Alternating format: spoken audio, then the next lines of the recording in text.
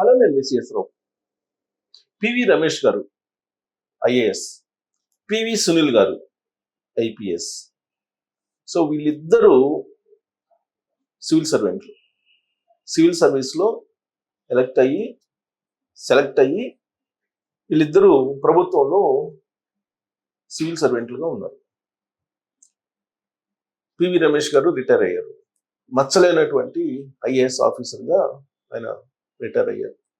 జగన్మోహన్ రెడ్డి గారు అధికారంలో ఉన్నప్పుడు ఆయన చెప్పినటువంటి అన్ని రకాల ఆదేశాలను చట్ట ప్రకారం నిర్వహించలేనటువంటి పరిస్థితుల్లో నిర్మోహమాటంగా చెప్పినటువంటి ఐఏఎస్ ఆఫీసర్ పివి రమేష్ గారు.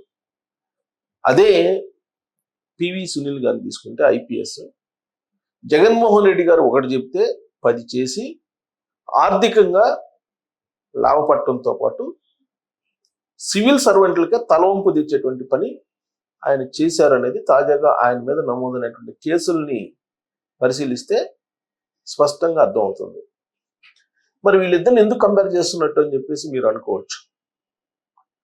పివి రమేష్ గారు స్పందించారు పివి సునీల్ ఐపీఎస్ని సస్పెండ్ చేసిన తర్వాత. నిందితుడికి, నేరస్తుడికి, ఖైదీలకి, ఇలాంటి వాళ్ళకి కులాన్ని ఎందుకు తీసుకొస్తున్నారు, కులం కార్డు ప్లే చేసి కేసుల నుంచి తప్పించుకోవాలనే ప్రయత్నం ఎందుకు చేస్తున్నారు అని రమేష్ గారు ప్రశ్నించారు. దానికి కారణం లేకపోలేదు. RS Praveen Kumar IPS retired, ఆయన సునీల్ ఐపీఎస్ని సస్పెండ్ చేసినటువంటి క్రమంలో ఎస్సీ సామాజిక వర్గం కాబట్టి ఆంధ్రప్రదేశ్ ప్రభుత్వం సునీల్ కుమార్ మీద సస్పెండ్ వేటు వేసింది అనేటువంటి ఒక యాంగిల్ని ఆయన ఆవిష్కరించారు. దానికి కూడా కారణం లేకపోలేదు. ఆర్ఎస్ ప్రవీణ్ కుమార్ గారు తొలి రోజుల్లో ఆయన బిఎస్పి పార్టీ కన్వీనర్గా తెలంగాణలో ఉన్నారు. ఆయన స్వారోస్ అనేటువంటి ఒక వింగ్ని నడిపారు. ఆ బలంతో రాజకీయాల్లోకి వచ్చి రాజ్యాధికారాన్ని అందుకోవచ్చు అని చెప్పి అనుకున్నారు. కానీ తర్వాత తెలుసుకున్నారు సాంప్రదాయ పార్టీలను కాదని రాజకీయాలు ఏమీ చేయలేమని. డైరెక్ట్గా కేసీఆర్ పంచను చేరారు. మరి బీఆర్ఎస్ పార్టీ భావజాలాన్ని, బీఆర్ఎస్ పార్టీ ఆలోచనల్ని తెలియజేయాలి కదా, అదే జరిగింది. ఇప్పుడు BRS party, YSR Congress party వేరు కాదు, ఒక తానులో ముక్కలు. అక్కడ వైఎస్ఆర్ కాంగ్రెస్ పార్టీ తోటి అంట కాగినటువంటి ఐపీఎస్ ఆఫీసర్ సునీల్ కుమార్ గారు. మరి వైఎస్ఆర్ కాంగ్రెస్ పార్టీ అధికారంలో ఉన్నప్పుడు చేసినటువంటి దాస్తీకాలు ఒక్కోటిగా బయటకు వస్తున్నాయి. మనీ ల్యాండరింగ్కి సంబంధించిన ఆరోపణలు కూడా ఇప్పుడు సునీల్ కుమార్ గారి మీద వస్తున్నాయి. అదే కాదు, అగ్రిగోల్డ్కి సంబంధించినటువంటి కానీ, లేదా ఆయన సిఐడి ఇన్ఛార్జిగా ఉన్నప్పుడు, డీజీగా ఉన్నప్పుడు ఒక పోర్టల్ క్రియేట్ చేసి ఆ పోర్టల్కి కొన్ని కోట్ల రూపాయలు వితౌట్ టెండర్ ఇచ్చేసి ఆయన సొంత జేబులో డబ్బులు వేసుకున్నటువంటి అంశం ఉంది. ఫైర్కి సంబంధించినటువంటి డిపార్ట్మెంటు ఆయన ఆధీనంలో ఉన్నప్పుడు ఆయన ఆ ఫైర్ అమౌంట్ని, ఫైర్ డిపార్ట్మెంట్కి సంబంధించిన అమౌంట్ని విదేశాలకి వెళ్ళడానికి, విలాసవంతమైనటువంటి వస్తువులు కొనుగోలు చేయడానికి ఉపయోగించారనేది ప్రూవ్ అవుతుంది. దానికి సంబంధించిన ఆధారాలు కూడా ఉన్నాయని చెప్పి ఇప్పుడు ప్రభుత్వం నుంచి ఆధారాలు బయటకు వస్తున్నాయి.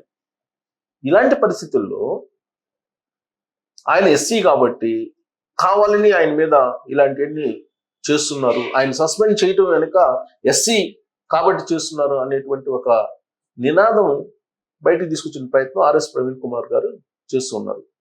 దానికి కారణం ఏంటంటే BRS party YSR Congress party. అందుకే పివి రమేష్ గారు ఐఏఎస్ ఆయన ఎంటర్ అయ్యారు.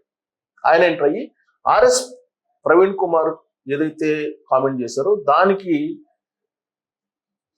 టిట్ ఫర్ టాట్ అన్నట్టు సునీల్ కుమార్ని సస్పెండ్ చేయడం కరెక్టేను, అలాంటి అధికారి అసలు ఉండకూడదు, సర్వీస్ నుంచి అసలు రద్దు చేయాలి, ఒక సస్పెన్షన్ కాదు అని చెప్పి రమేష్ కుమార్ గారు అంటున్నారు. దాని కారణం ఏంటంటే తన సోదరిని సునీల్ కుమార్ గారు చేసుకున్నారు. చేసుకొని గృహహింసకు పాల్పడ్డారు సునీల్ కుమార్. పాల్పడి కేసులను ఎదుర్కొంటున్నారు. అలాంటి కేసులు ఉన్నాయి సునీల్ మీద. ఇంట్లో భార్యను కూడా గృహహింసకు గురి చేసినటువంటి ఇలాంటి అధికారిని సర్వీస్ నుంచి కంప్లీట్ గా తొలగించాలి. ఒక డిస్మిస్ ఒకటే మార్గం, సస్పెన్షన్ కాదు అని చెప్పి రమేష్ కుమార్ గారు చెప్తున్నారు. అంతేకాదు రమేష్ కుమార్ గారికి సంబంధించినటువంటి ల్యాండ్స్ ఇష్యూలో కూడా సునీల్ కుమార్ ఇన్వాల్వ్ చేసుకున్నారు గతంలో. ఆ విషయాన్ని కూడా ప్రస్తావించారు. తన తల్లిదండ్రులను ఏ విధంగా ఇబ్బంది పెట్టాడు సునీల్ కుమార్ అనేది కూడా మెన్షన్ చేశారు. మరి ఇలాంటి నేర స్వభావం, అక్రమాలకు సంబంధించినటువంటి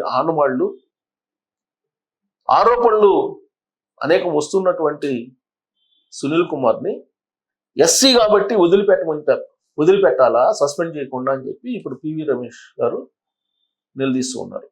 అంతేకాదు సర్వీస్ నుంచి రద్దు చేసేదానికి ఎందుకు ఆలోచిస్తుంది ఇప్పుడు ఉండేటువంటి చంద్రబాబు గారు ప్రభుత్వం అని చెప్పి ఆయన క్వశ్చన్ చేస్తున్నారు. సర్వీస్ నుంచి రద్దు చేసేలాగా మీరు ఆలోచించండి అని చెప్పి చంద్రబాబు నాయుడు గారికి సూచన చేస్తూ ఉన్నారు పివి రమేష్ గారు. ఎందుకంటే వాళ్ళు ఇద్దరు కూడా బంధువులు, ఇద్దరు ఎస్సీ సామాజిక వర్గానికి సంబంధించినటువంటి వాళ్ళే. కానీ నికార్సైనటువంటి ఐఏఎస్ అధికారిగా పివి రమేష్ గారికి పేరుంది. ఆయన ట్రాక్ రికార్డు మొత్తం తీసుకుంటే ఎక్కడ కూడా బ్లాక్ స్పాట్ కనిపించదు. మరి బంధువు అయింది పివి సునీల్ ఐపీఎస్, మరి ఎన్ని బ్లాక్ స్పాట్స్ ఉన్నాయి ఆయనకి?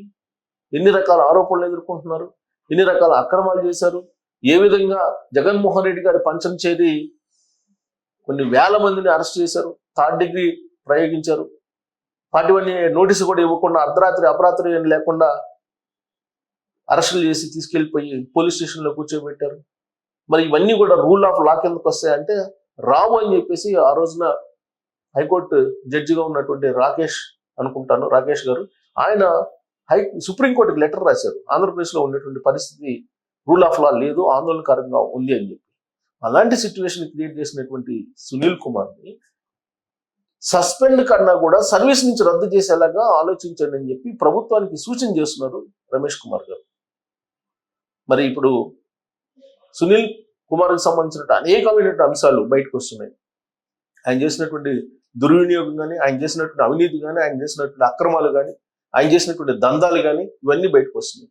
తులసిబాబు దగ్గర మొత్తం చిట్టా ఉంది. తులసిబాబు వాంగ్మూలం ఇచ్చారని తెలుస్తుంది.